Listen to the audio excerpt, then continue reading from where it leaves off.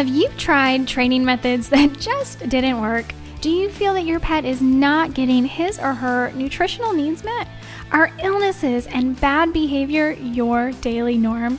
You're going to want to join me on the Pet Parenting Reset, where you'll hear interesting and informative interviews and get solutions to all your pet problems. I'm your host, Jessica L. Fisher.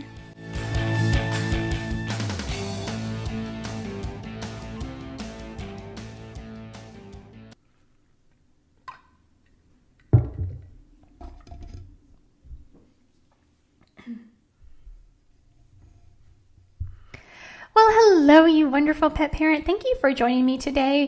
Today we're going to be talking about kennel cough. Now, it may not be the most fun thing to talk about, but it certainly is something worth talking about because a lot of dogs will come into contact with this virus at some point in their lives. Unfortunately, I say, because it's very contagious and it's also very uncomfortable. So, there's a lot of information on the internet about kennel cough. You may have actually encountered kennel cough with a dog already before in your lifetime at some point, but today's podcast is going to be a little bit different in supporting a dog with kennel cough because I did some research and I wanted to understand how to best care for a dog with kennel cough. Let's first start out with what kennel cough is. It's a virus. And it's, like I said, a very, very highly transmissible virus. So it's very contagious. And it can be pretty dark. So depending on where you look, right? Some places are going to say it's not a horrible virus. Other places are going to say it really is a horrible virus. Now, depending on how you're looking at the virus, I guess depends on, whether you're going to say it's horrible or not. Is your dog going to die from it? Probably not. But so in that instance, okay, it's not that serious, but it is very uncomfortable. In fact, it can be very, not just uncomfortable, but quite painful. And what we're going to talk about today, I actually found an article from Julianne Lee with the Adored Beast Apothecary because she kind of put a different spin on caring for a dog with kennel cough. And this right here in this blog post is the exact type of information that I wanted to get across to you today about actually not just what drugs can I give my dog, but how can I actually care for my dog to make sure that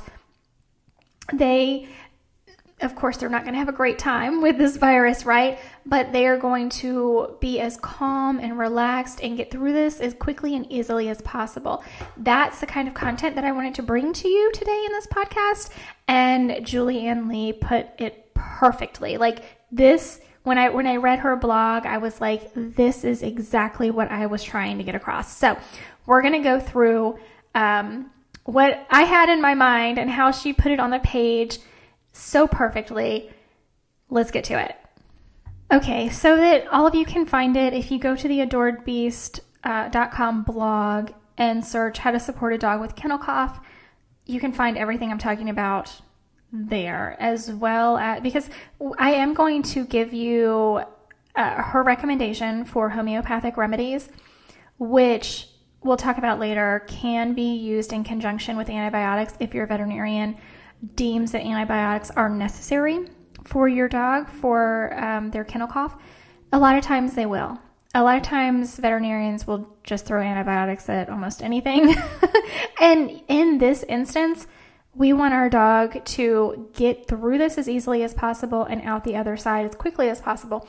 So we want to do everything we possibly can.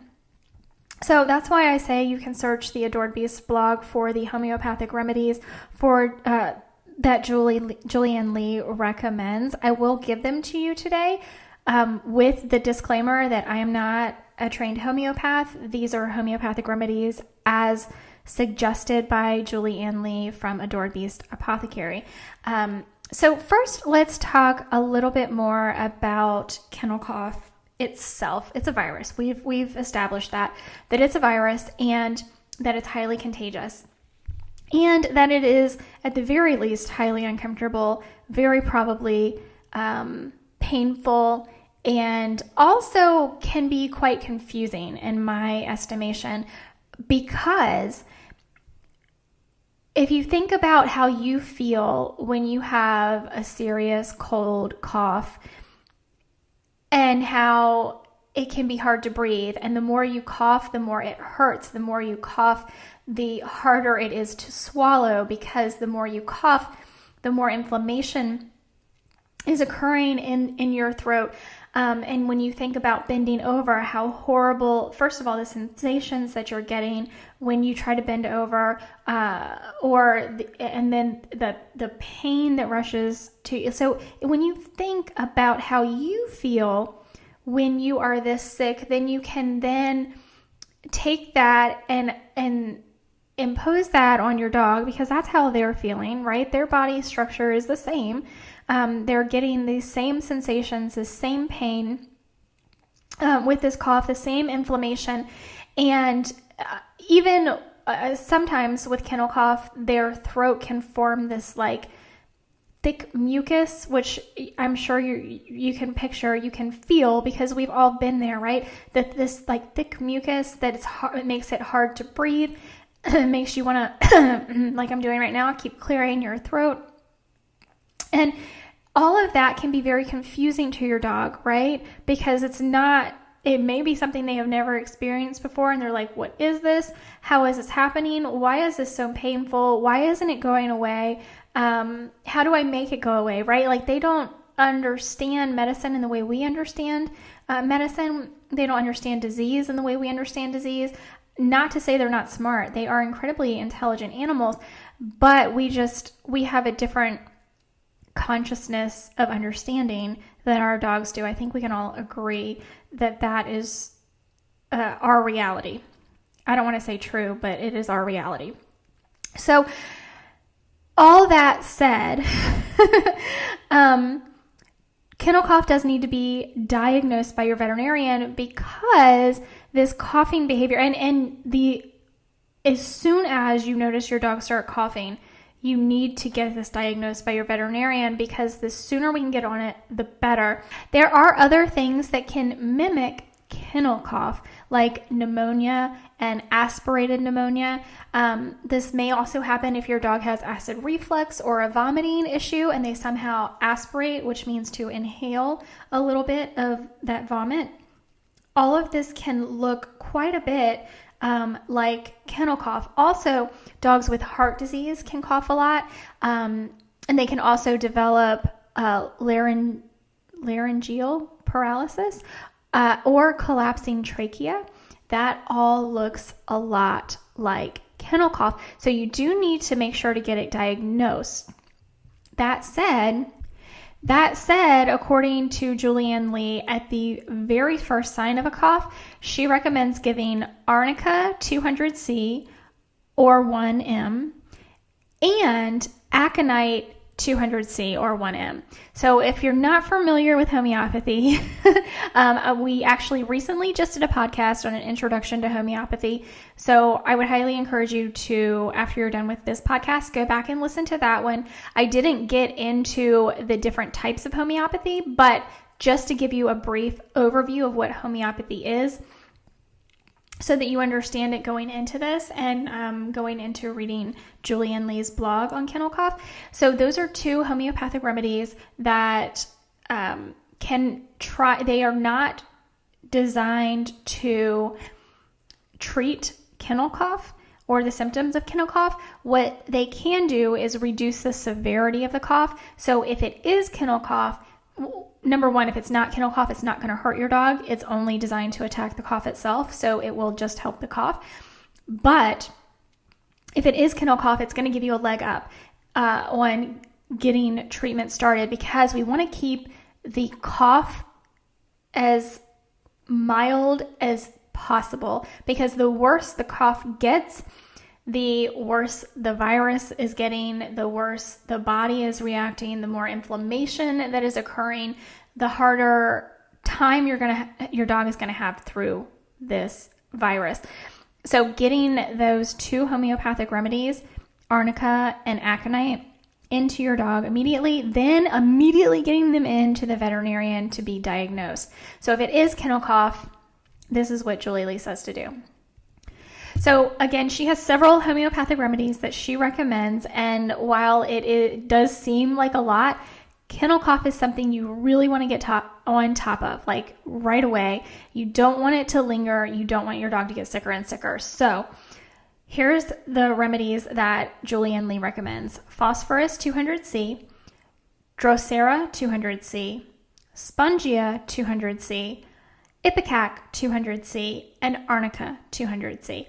All of these together, and then I'm going to just read exactly how she recommends giving these remedies, because again, I'm not a trained homeopath, so I don't want to provide any conflicting information from a trained homeopath like Julianne Lee. She says, place 2 pellets of each remedy in a cup of water, let it sit for 20 minutes, then stir.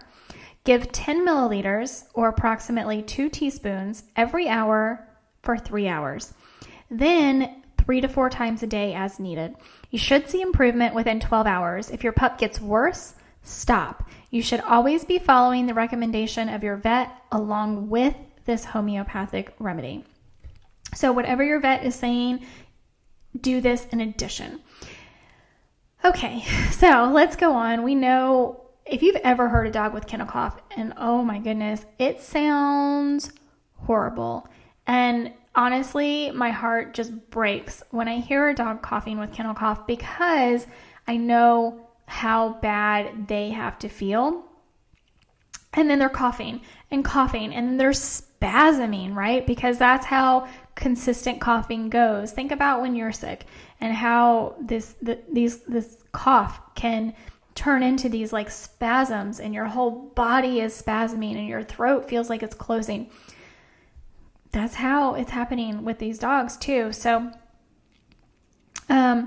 if your vet thinks that your dog may have a secondary infection in addition to the virus of kennel cough, that's when they may recommend antibiotics. If they recommend antibiotics, that's totally fine. Go ahead and give them the antibiotics. You can actually give them all of the homeopathic remedies that we just listed.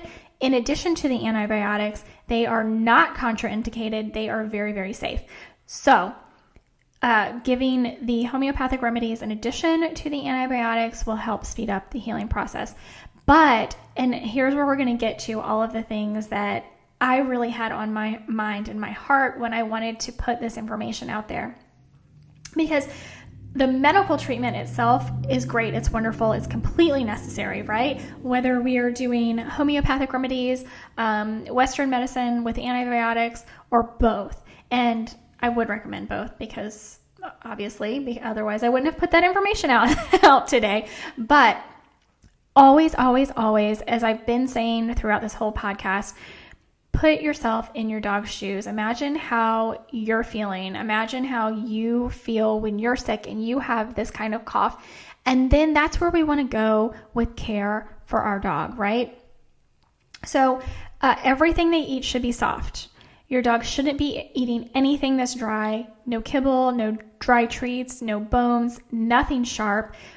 Everything needs to go down their throat super, super easy. Super, super easy. We don't want anything irritating their throat, because their throat is already super irritated, right? We don't want to add insult to injury.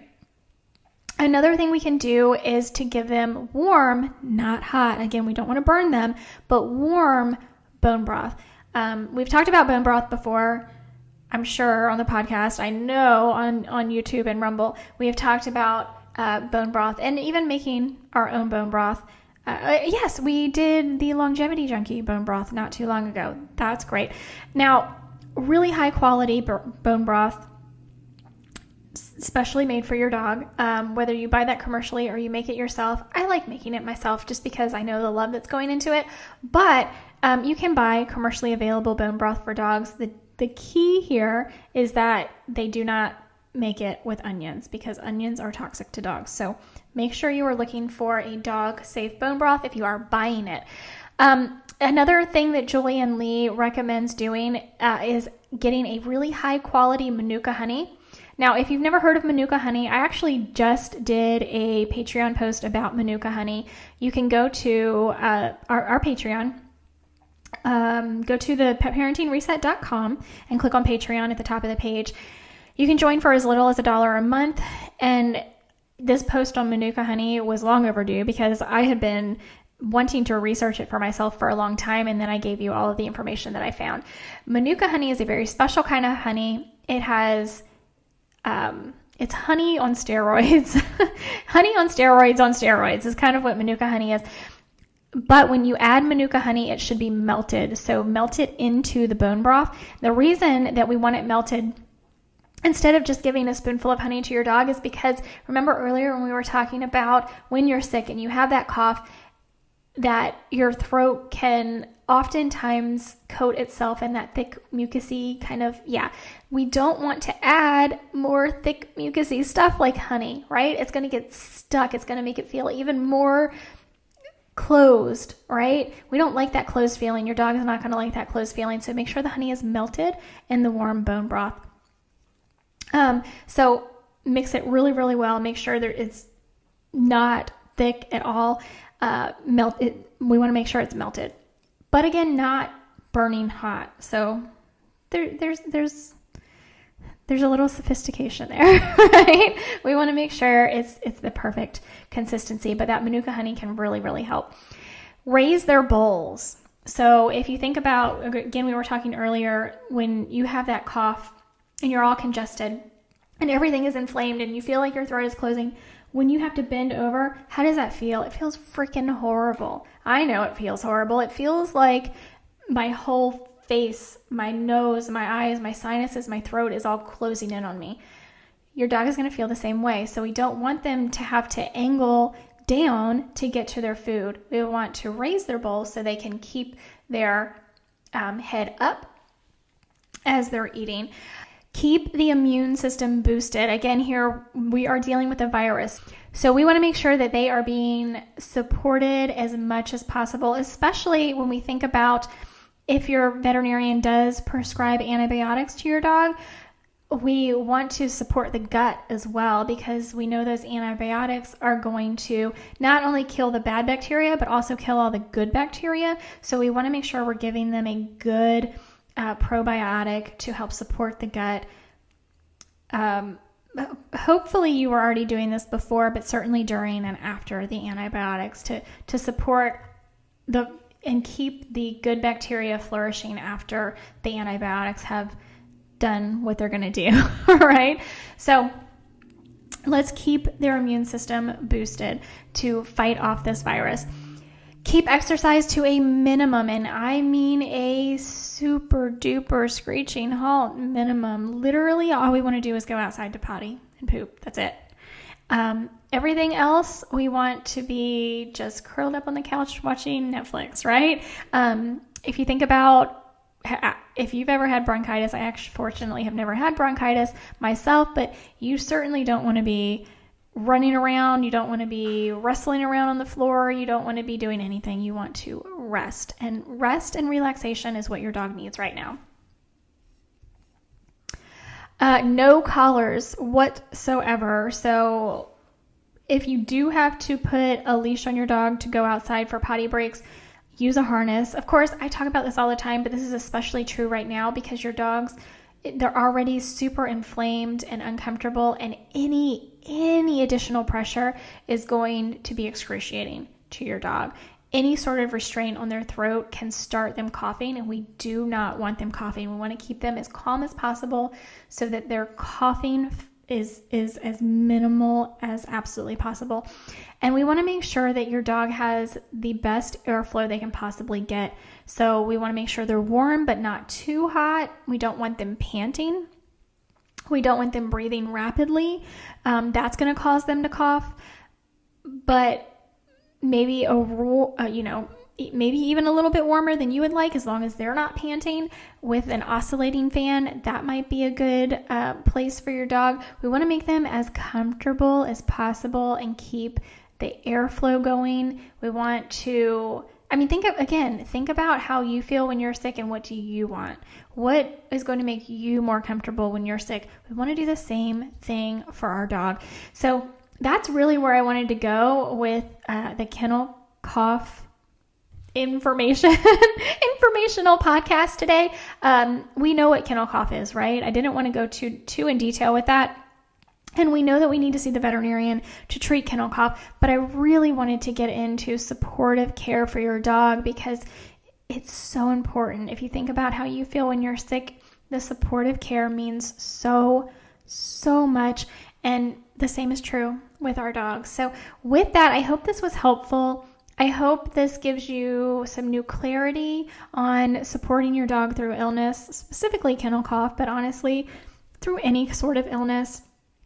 If you have any questions, please feel free to reach out to me on all those socials. We already talked about Patreon, but I do hope to see you over on Patreon. Again, as little as $1 a month helps support me to continue to bring content like this podcast to you.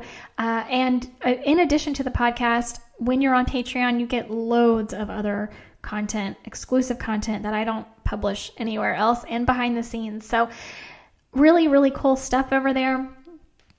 Check out the petparentingreset.com to find the link to Patreon, and it'll be right there in the top navigation menu.